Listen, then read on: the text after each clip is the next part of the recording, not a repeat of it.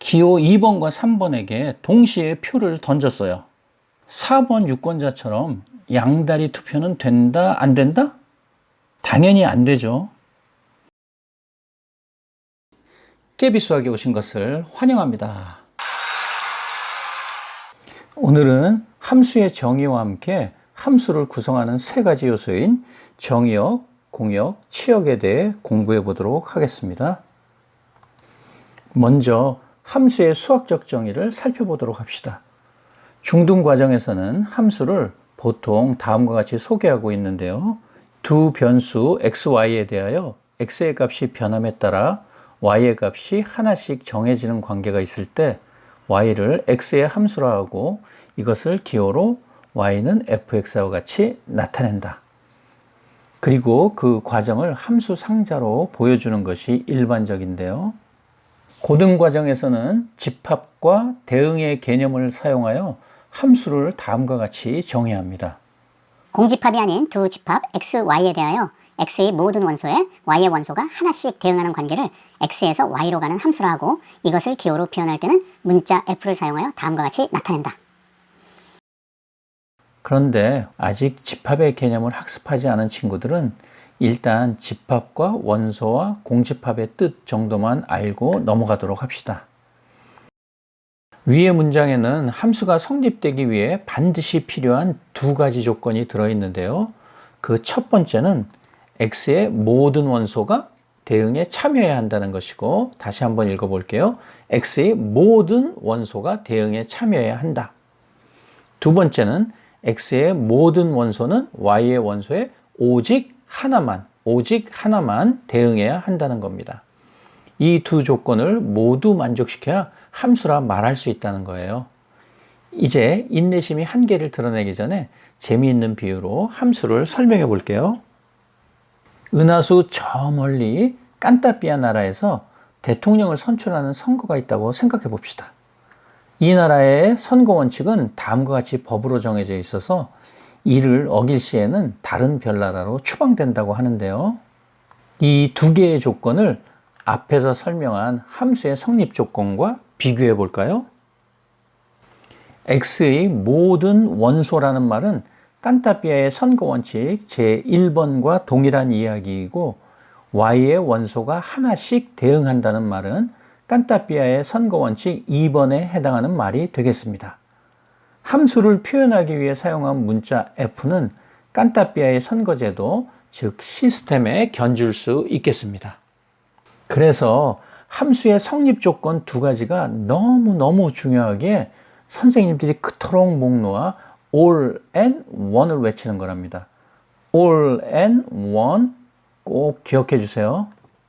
다시 깐따삐아 나라로 되돌아가 봅시다. 대통령 후보자로 이렇게 4명이 출마했다고 가정해 보죠. 여기서 잠깐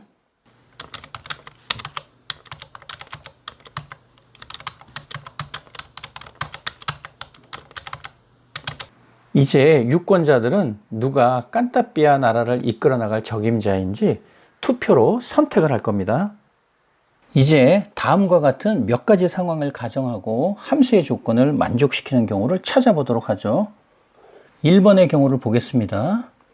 투표 결과 공개! 자, 봅시다.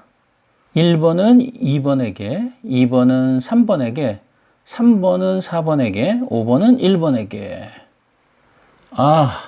이런 4번 유권자가 투표에 참여하지 않았네요. 이러한 경우 모든 유권자는 투표에 참여해야 한다는 첫 번째 조건 all의 원칙을 위배했으므로 함수가 될 수 없겠습니다. 닭대가리는 깐따삐아의 국룰을 어겼으므로 다른 별로 유배되겠죠? 잘 가. 다음은 두 번째 경우 볼까요? 투표 결과 공개. 1번과 4번은 기호 2번을 선택했고 2번과 5번은 기호 3번, 그리고 3번은 코알라는 기호 1번을 선택했네요. 기호 4번만 유일하게 유권자 누구에게서도 선택을 받지 못했는데 이것과 함수의 성립 여부는 전혀 상관이 없어요. 다시 말하지만 유권자 모두가 한 표씩 대통령 후보자를 선택했으니까 all and one의 조건을 완전히 만족시키고 있습니다. 그렇죠? 기호 2번과 기호 3번이 유권자로부터 동시에 선택을 받은 거나 기호 4번이 한 표도 득표하지 못한 것은 함수의 성립 조건과는 전혀 별개의 문제라는 거죠. 따라서 이와 같은 경우는 함수가 되겠습니다. 3번의 투표 결과를 공개합니다. 자, 헷갈리지 말고 잘 살펴보세요. 1번은 기호 1번을 선택했고 2번은 2번, 3번은 1번, 4번은 여기서도 4번 유권자가 문제를 일으켰네요. 기호 2번과 3번에게 동시에 표를 던졌어요. 물론 5번은 기호 4번 하나만 선택했으니까 문제될 게 없죠. 자, 4번 유권자처럼 양다리 투표는 된다, 안 된다? 당연히 안 되죠. 오직 한 명만 선택해야 한다는 only one의 원칙을 위배한 부정투표인 셈인데요. 따라서 이번 경우 함수가 될 수 없습니다. 마지막 4번 보겠습니다. 와, 투표 결과가 한눈에 확 들어오네요.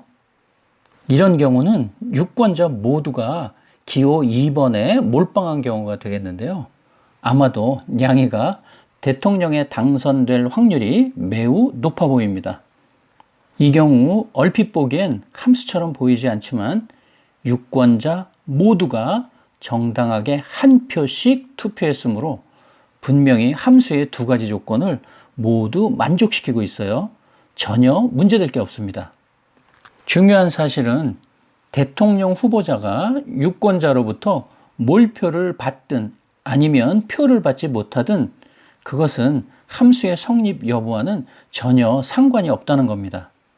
오직 유권자 모두가 후보자에게 한 표씩 투표했는가의 여부만이 함수인지 아닌지를 결정짓는 요인이기에 이러한 경우 역시 함수가 되는 겁니다. 특별히 이와 같은 함수를 상수함수라 부르는데 여러 가지 함수를 소개하는 영상에서 다시 만나게 될 겁니다.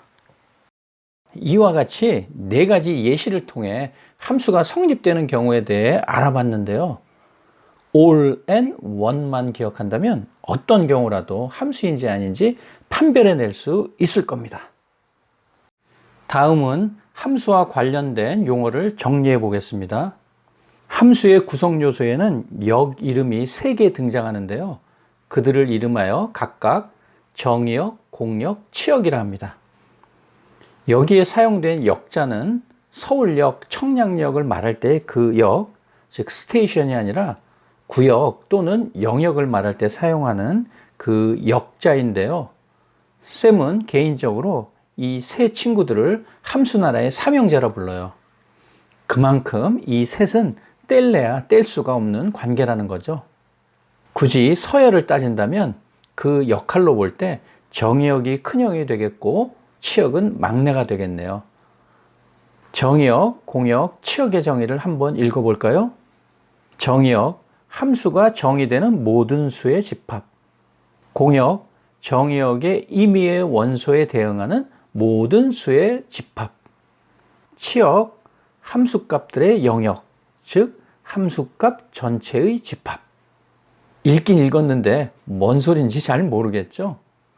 다시 깐따삐아 나라로 되돌아가 봅시다. 일단 유권자들이 존재해야 대통령을 뽑든 누구를 뽑든 투표가 가능한 것처럼 함수가 성립되려면 입력값에 해당하는 변수 x의 존재가 필수적인데 그런 원소들의 집합을 정의역이라 약속하였으므로 유권자들이 모인 집단은 정의역이 되겠고 입력값과 대응 가능한 모든 출력값, 즉 변수 y의 집합이 공역이므로 유권자에 의해 대통령으로 선출될 가능성이 있는 후보자 집단 전체는 공역이라 할 수 있으며 입력값에 대응한 출력값들, 즉 함수값만 모아놓은 집합이 치역이므로 선거 결과 유권자에 의해 표를 획득한 후보자들의 집단은 치역이 되겠습니다. 그림에서 보듯이 치역은 공역의 일부임을 또한 알 수가 있네요. 이와 같은 비유를 통해 정의역, 공역, 치역의 개념이 우리 친구들 머릿속에 잘 스며들었으면 좋겠습니다.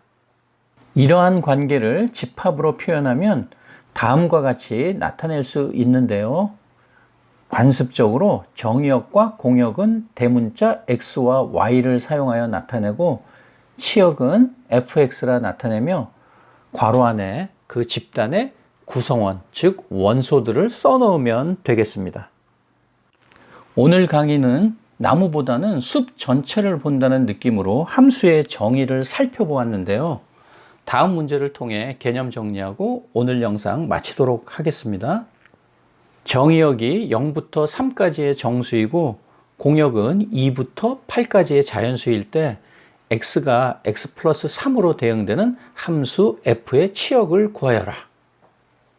문제에서 주어진 함수의 규칙에 따르면 입력값 x에 3을 더한 값이 출력값 y가 되는데요. 변수 x의 자리에 정의역의 원소 0, 1, 2, 3을 차례로 대입하면 그때의 함수값은 각각 3, 4, 5, 6이 되겠습니다. 이 함수값 3, 4, 5, 6을 모아놓은 집합이 치역이 되겠네요. 그림에서 보듯이 정의역 x의 모든 원소 0, 1, 2, 3이 공역 y의 원소 3, 4, 5, 6과 1대1로 대응했으므로 all and one의 조건을 모두 만족시킨 함수가 되겠습니다. 이상 깨알 같은 비유로 수학의 개념 완전 정복하기. 깨비수학의 깨비쌤이었습니다. 다음 영상에서 또 만나요. 안녕.